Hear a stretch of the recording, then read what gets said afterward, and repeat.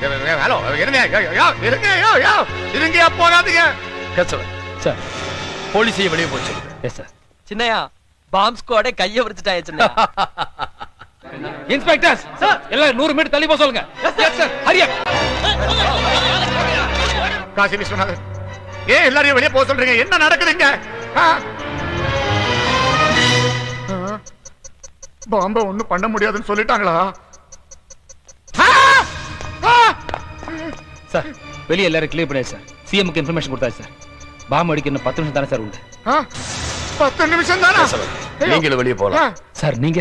இல்ல நான் இங்க தான் இருக்க போறேன். சார் நீங்க என்ன சொல்றீங்க? இவரை காப்பாற்ற வேண்டியது என்னோட கடமை.